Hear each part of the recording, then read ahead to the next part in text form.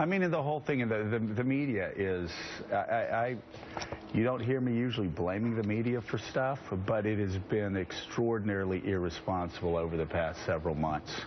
And what the media has let pass as narrative, we saw play out yesterday on an NFL football explain. field. I'm puzzled about it. Will you explain that? Because I missed something.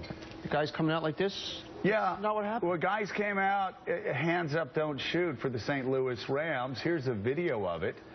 And what is so remarkable is they might as well have come out with a flying saucer attached to all of their heads in solidarity of Michael Brown being transported to Venus on a flying saucer.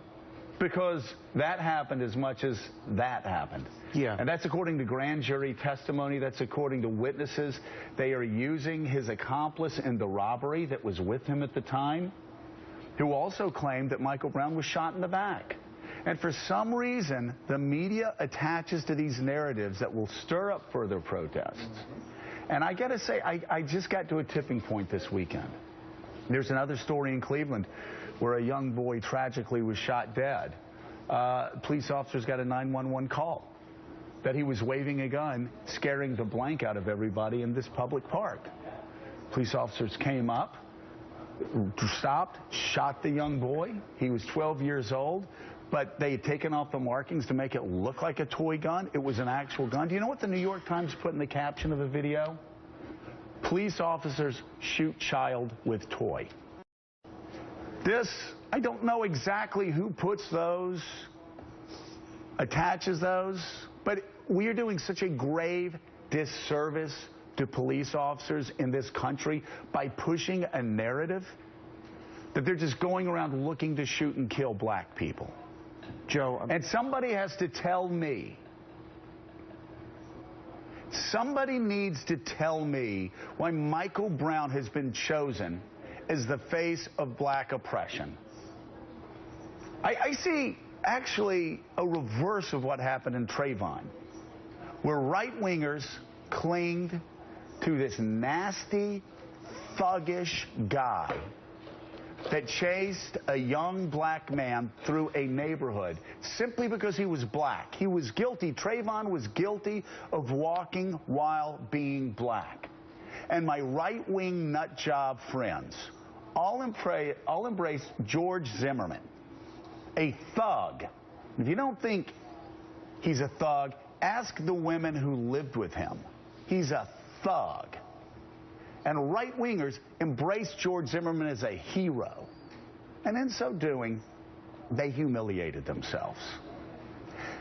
There are so many great people to embrace as heroes in the black community that deciding you're going to embrace a guy that knocked over a convenience store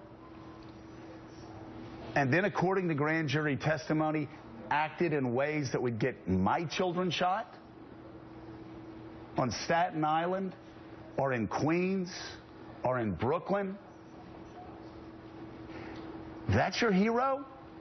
That's the reason you want to burn down black businesses that small business owners in Ferguson have worked their entire lives for?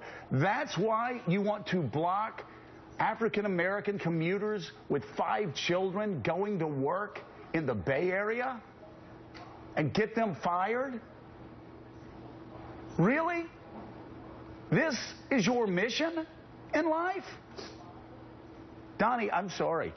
This Ram thing was this was the final straw for me. I have sat here quietly and listened to BS being spewed all over this network and all over other networks.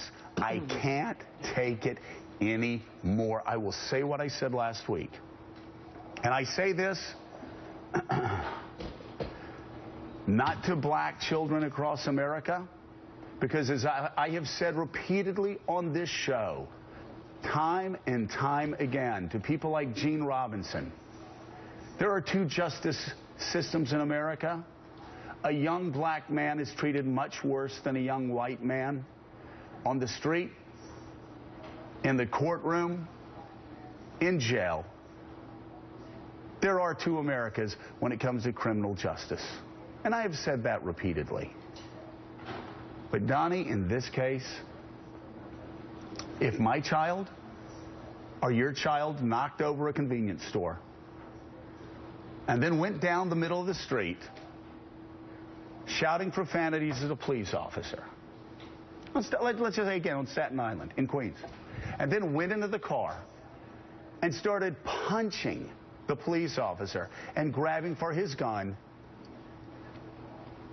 he'd probably be shot in the car. Yeah, Joe.